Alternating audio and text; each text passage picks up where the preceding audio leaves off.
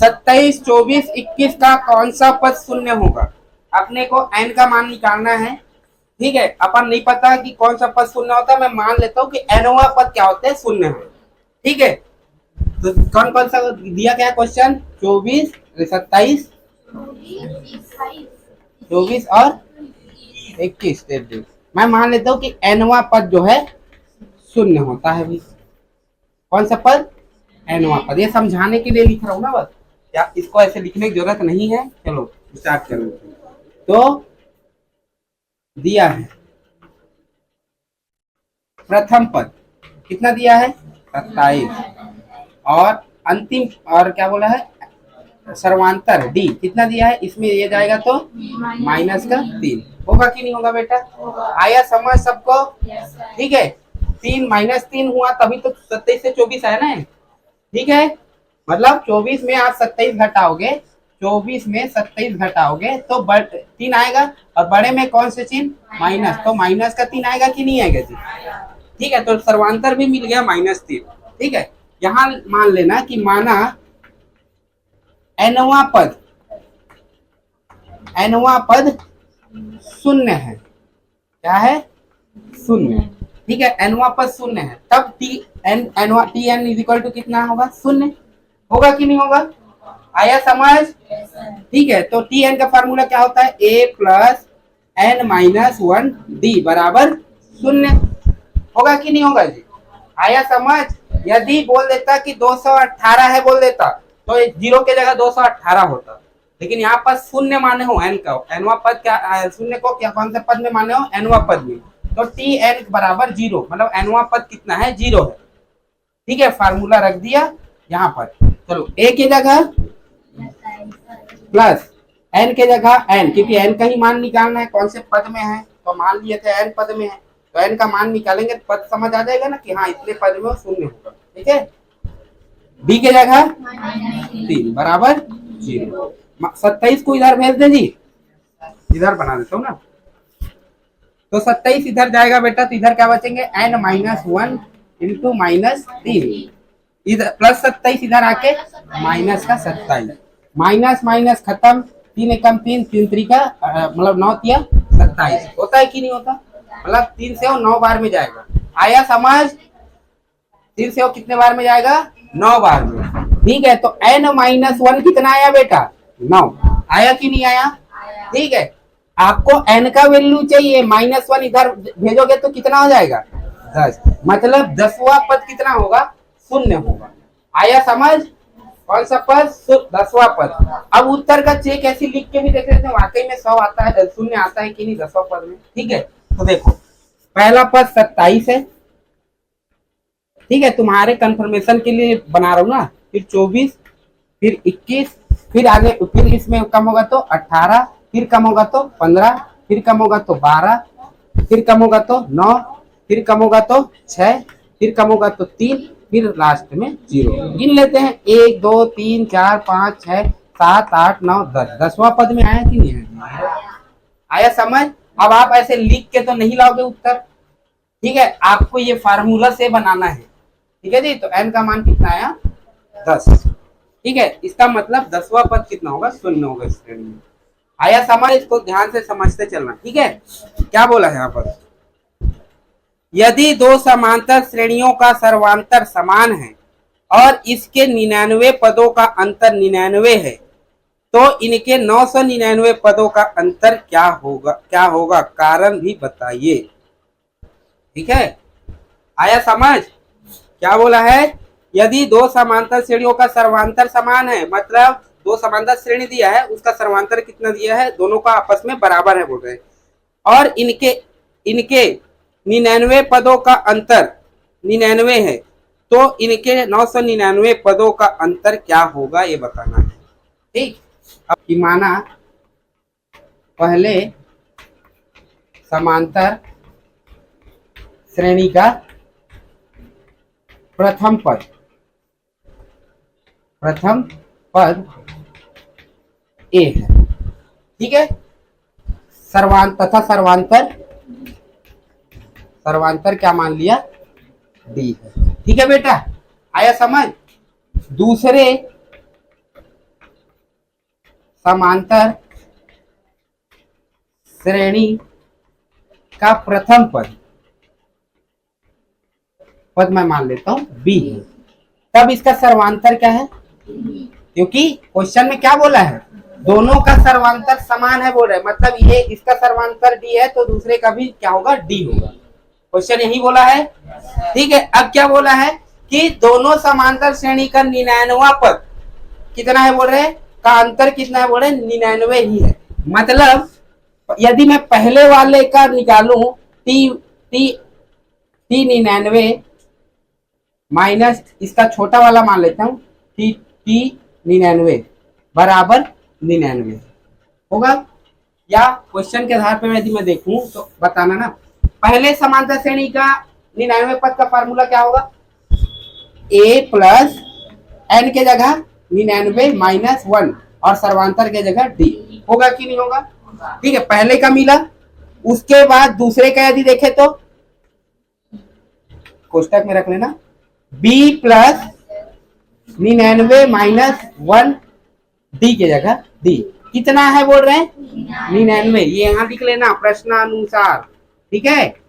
प्रश्नानुसार, प्रश्न में ही तो बोला है ना, दोनों श्रेणी का 99 पद का अंतर कितना है 99, तो पहले श्रेणी का 99वां पद का फार्मूला यही बनेगा कि नहीं बनेगा, दूसरे श्रेणी का 99 पद का फार्मूला यही बनेगा कि नहीं बनेगा, दोनों का अंतर कितना के बराबर है, 99 के बराबर है, यही बोल रहे हैं। सबको समझ आ गया, चलो तो यहां से यदि मैं सॉल्व करूं इसको बेटा तो क्या हो जाएंगे, a plus 98d minus b plus 98d बराबर 99 होगा कि नहीं होगा, आया समझ सबको, ठीक। अब a प्लस 98d माइनस का गुणा करेंगे तो माइनस b, ये भी कितना हो जाएंगे माइनस 98d बराबर 99, 90 माइनस 98 माइनस 98d दोनों कैंसल आउट हो गए कि नहीं हो गए, बच्चा क्या अपने पास a माइनस b बराबर 99, ये माइनस b को मैं इधर भेज देता हूं तो हो जाएगा प्लस b, मतलब a का मान मिल गया मेरे को 99 प्लस b। आया समझ यहां तक सबको। अब क्वेश्चन क्या पूछा है, कौन से पद का अंतर पूछा है, 999 पदों का अंतर बताओ, ठीक है। स्टार्ट करें, 999 पद के अंतर के लिए इतने लिखोगे क्या, जल्दी लिखो। ये आया समझ, श्रेणी है, दोनों समांतर श्रेणी में सर्वांतर क्या समान है, बिल्कुल सर्वांतर, देखो यहाँ डी है तो यहाँ भी डी है। प्रथम पद में पहले का a मान लिया, दूसरे का b मान लिया, क्यों, क्योंकि a प्रथम पद दिया नहीं था, ठीक है। तो सर्वांतर सेम होने से प्रथम पद सेम नहीं हो जाएगा, आया समझ। जैसे मैं बोलूं एग्जांपल दूं तो जैसे 2 4 6 8 एक समांतर श्रेणी मान लो ये है, और एक समांतर श्रेणी ऐसे भी तो हो सकता है 12 14 16 18 हो सकता है कि नहीं हो सकता, प्रथम पद अलग हो सकता है लेकिन सर्वांतर देखो दोनों में सेम है कि नहीं है, यहाँ भी 2 का गैप यहाँ भी 2 का गैप, तो ऐसे भी तो हो सकता है। इस कारण से प्रथम पद में मान लिया कि एक का a है दूसरे का b है, आया समझ, किसी दिक्कत है इतने में नहीं होना चाहिए। तो पहले का सर्वांतर है d, तो दूसरे का भी कितना है d। क्वेश्चन में बोला है कि दोनों के 99 पदों का अंतर कितना है, 99 है बोले, तो पहले श्रेणी का 99वां पद ये होगा, दूसरे श्रेणी का 99वां पद ये होगा, दोनों का अंतर मतलब घटाना, घटाएंगे और बराबर कर देंगे 99 के, क्योंकि क्वेश्चन में बोला है दोनों का अंतर किसके बराबर है 99। आया समझ, सॉल्व करेंगे इसको, a का मान मिल जाएगा 99 प्लस b। आया समझ यहाँ तक सबको, ठीक। अब क्वेश्चन क्या बोला है, क्या ज्ञात करने बोला है जी, 999 पदों का अंतर बताओ भाई। चलो भाई अब 999 पदों का अंतर देखते हैं, अपने को इससे काम है ना भी, इसलिए बचा के रखो। तो फिर क्या क्या क्या ज्ञात करना है, 999 पदों का अंतर। तो 999 पदों का अंतर के लिए फार्मूला क्या होंगे, पहले a plus 999 minus 1 into D, ये पहले के लिए हुआ कि नहीं हुआ जी। अब अंतर बोला है तो जैसे 99 वाले में किए थे वैसे इसमें भी करेंगे, तो क्या होंगे b plus 99 minus 1 into D बराबर निकालना है अपने को। इसका वैल्यू क्या आएगा ये निकालना है, ठीक है, ध्यान से समझ लीजिए।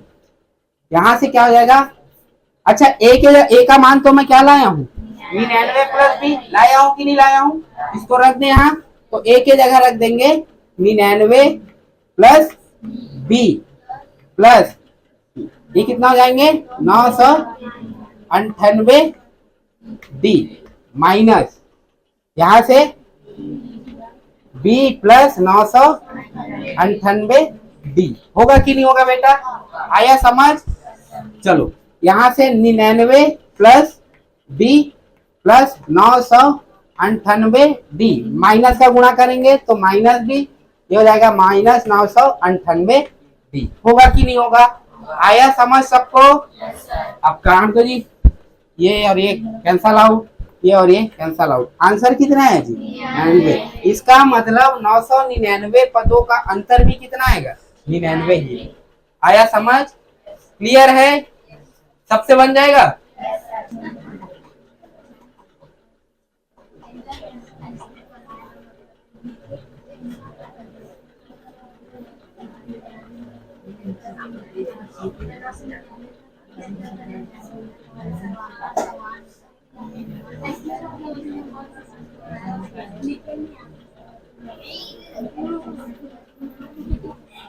चलो हो गया।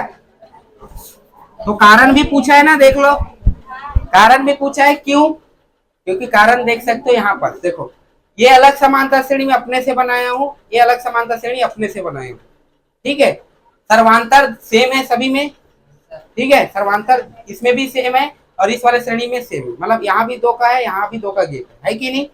यदि दूसरे पद का अंतर निकाल रहा हूं तो 8 आ रहा है, 12 में 4 जाएगा तो 8 आएगा, ठीक।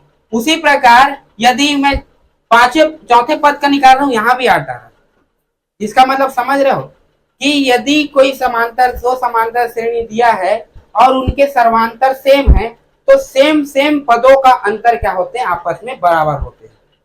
आया समझ, हमेशा क्या होंगे, सेम सेम पदों का अंतर हमेशा बराबर होंगे। जैसे 10 में 2 जाएगा 8, 14 में 6 जाएगा 8, मतलब समांतर श्रेणी का एक क्वालिटी है। कारण बताने के लिए पूछा जाए तो ऐसे ही बोलूंगा कि जब 2 समांतर श्रेणी जिसके सर्वांतर सेम हो तो उनके सेम पदों का या समान पदों का अंतर क्या होते हैं, आपस में बराबर होते हैं। जैसे दूसरा पद का इसका दूसरा पद इसका दूसरा पद अंतर करेंगे तो 8 आया, पहला पद अंतर करेंगे तो 8 आएगा, तीसरा पद अंतर करेंगे तो 8 आएगा। ऐसे कोई भी श्रेणी उठा लो समांतर श्रेणी से, कारण समझ आया, क्लियर है। तो उसी प्रकार 99 पदों का अंतर 99 था तो 999 पदों का अंतर भी 99 होगा, क्योंकि इसका भी 999 और इसका भी 999, आपस में सेम सेम पदों का अंतर बराबर ही होता है कि नहीं होता। आया समझ, क्लियर है, मिटा दो इसको। चलो अब चलते हैं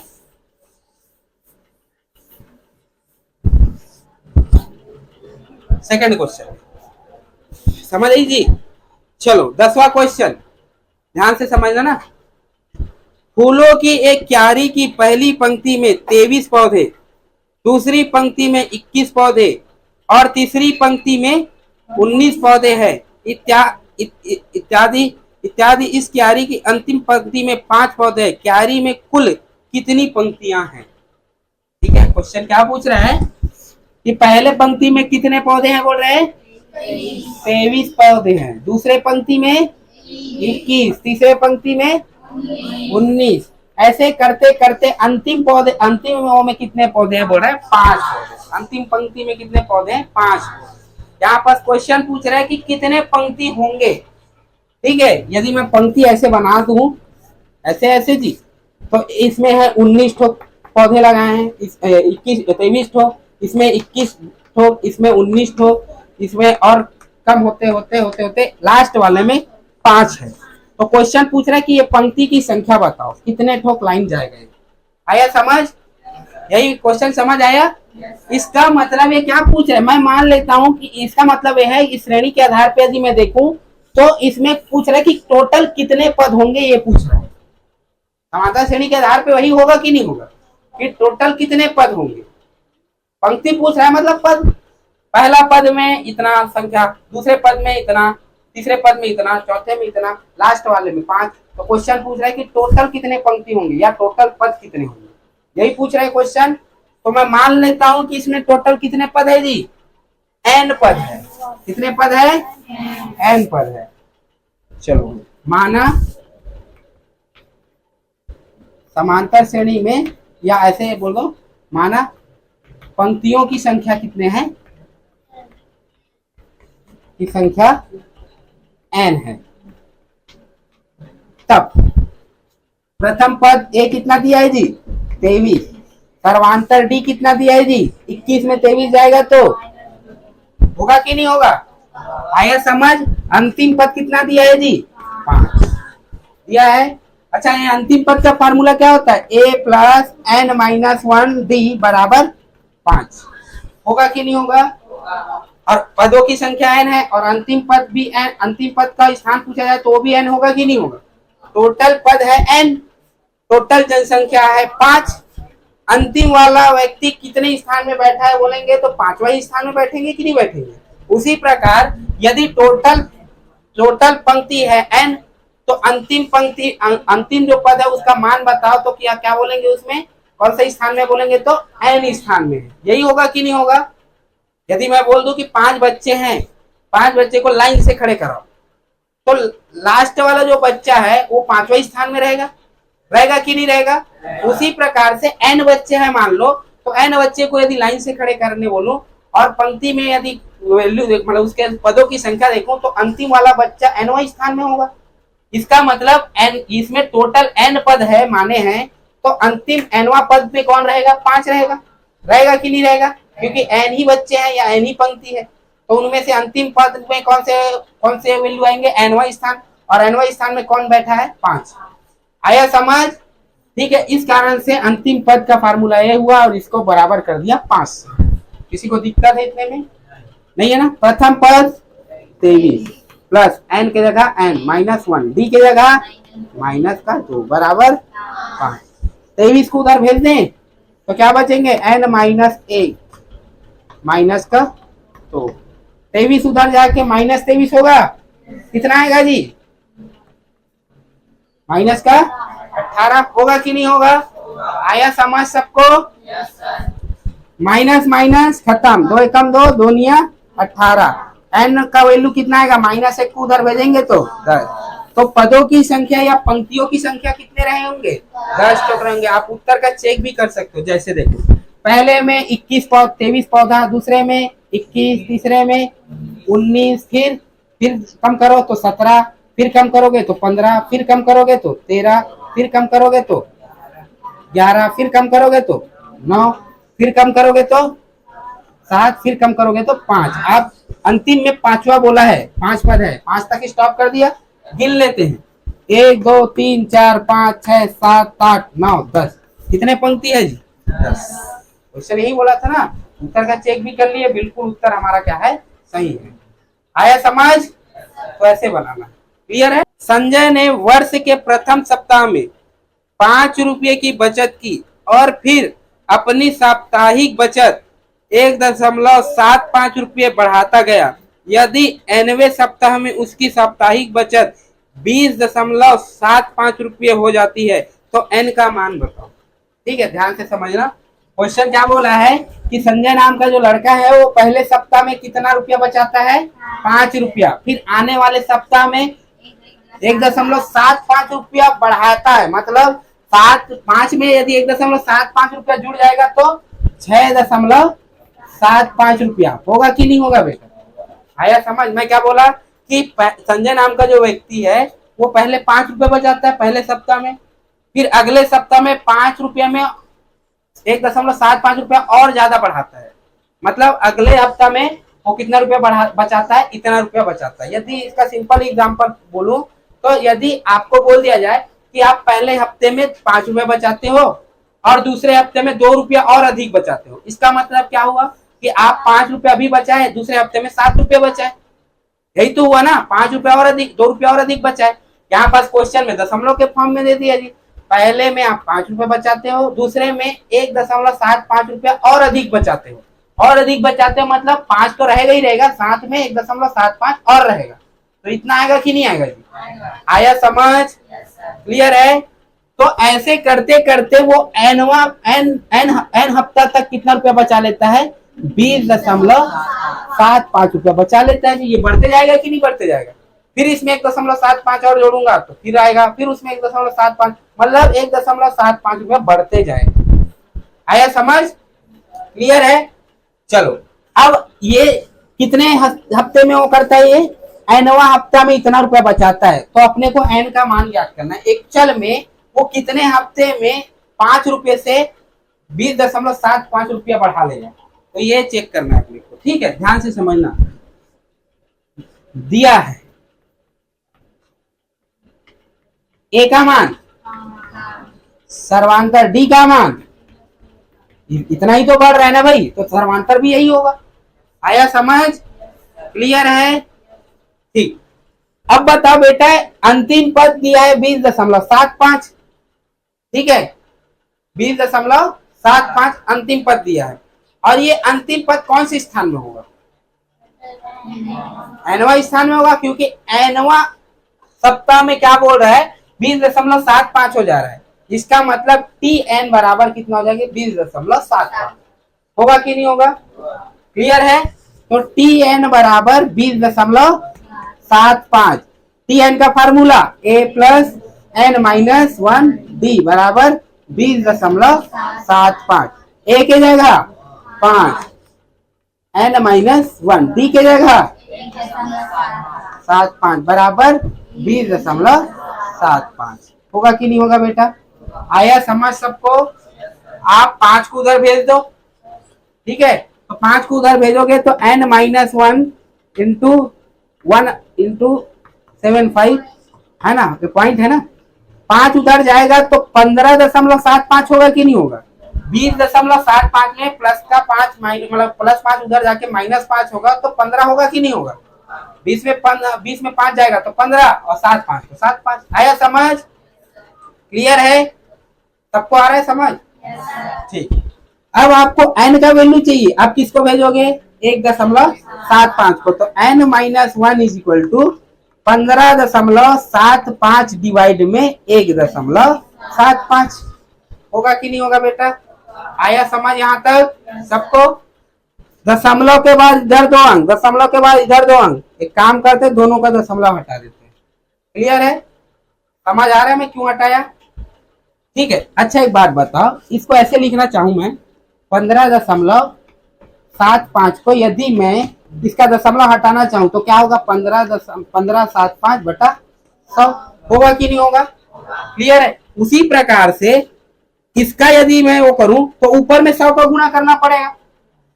इसके लिए इसके दशमलव को हटाया तो नीचे 100 का गुणा किया कि नहीं किया? नीचे में, और ये नीचे में है, इसका 2 दशमलव हटाऊंगा तो ऊपर 100 का गुणा करूंगा कि नहीं करूंगा? इस कारण से कट जाएगा, तो डायरेक्ट अपन 2 अंक वो कर रहा था, तो इसी कारण मैं डायरेक्ट लिख दिया था 1575 बटा 175। आया समझ? कहानी ये समझ आया कैसे हुआ? ठीक है, क्लियर? जैसे मैं बोल दूं कि 3.5 और 4.5 बटे में है, तो इसको ऐसे लिख सकते कि नहीं? 35 बटा 45, क्योंकि दशमलव के बाद इधर भी एक अंक, दशमलव के बाद इधर भी अंक, तो एक एक अंक हटा ही रहे तो हो गया खत्म। आया समझ? क्लियर है? ठीक, चलो बेटा इतना तो समझ आ गया होगा। क्लियर है सबको? चलो अब इसको सॉल्व करते हैं सिंपल। तो 25 से करें, 25 से करें। चलो 25 चौक तो 100 होता है, ठीक है, और 25 पंचे 125, फिर 25 छक्के 150, फिर 25 सत्ते 175, मतलब 25 से कितना बार में जाएगा? 7 बार में। इसको देखते हैं, 25 कितना हुआ? 25 छक्के 150 हुआ, तीनों का 157 वाला जो है 25 छक्के 150, छक्के 150, फिर बचा कौन? 7 बचा, 5 के साथ 75 बना लिया, 25 दिया 75, 63 आएगा कि नहीं आएगा? आया समझ? तो n minus 1 is equal to कितना आया? 63 बटे 7। 7 एकम 7, 7 निया 63, तो n minus 1 is equal to 9। n का वैल्यू कितना आएगा बेटा 10। इसका मतलब वो 10वां हफ्ता में वो 5 रुपये से यदि 1.75 रुपया बढ़ाते बढ़ाते जाएगा तो 10वां हफ्ता में उसका बचत जो हो जाएगा कितना हो जाएगा 20.75 हो जाएगा। आया समझ? क्या समांतर श्रेणी 18, 15 से 1/2, 13 देश का एक पद -47 है? यदि हाँ तो कौन सा पद है? ठीक है, अपने को चेक करना है कि ये जो श्रेणी दिया है इसमें कोई भी एक पद में -47 आता है कि नहीं आता, और आता है तो कौन से पद में आता है ये चेक करना है। ठीक है, चलो दिया क्या है जी? समांतर श्रेणी क्या दिया है? 18, फिर मैं मान लेता हूं कि nवां पद में क्या है -47 है। ठीक है, लिख लेते हैं, माना nवां पद में nवां पद -47 है, तब Tn इज इक्वल टू -47 होगा कि नहीं होगा बेटा? अच्छा, Tn का formula a plus n-1 b बराबर -47 होगा कि नहीं होगा? अच्छा, a क्या दिया है 18 प्लस n-1 b क्या दिया है 15 सही 1/2 और 18, तो 15 सही 1/2 में 18, मतलब 15 सही 1/2 को 15 प्लस 1/2 भी तो लिख सकता हूँ ना। आया समझ? ठीक है, इसमें इसको घटा रहे हैं तो 18 में माइनस लगेगा, तो यहाँ पर क्या हो जाएंगे बेटा, इन दोनों का तो सवाल -3 आया, और -3 में आधा जाएगा तो -2.5 आएगा कि नहीं आएगा? -2 से 1/2 आएगा कि नहीं आएगा?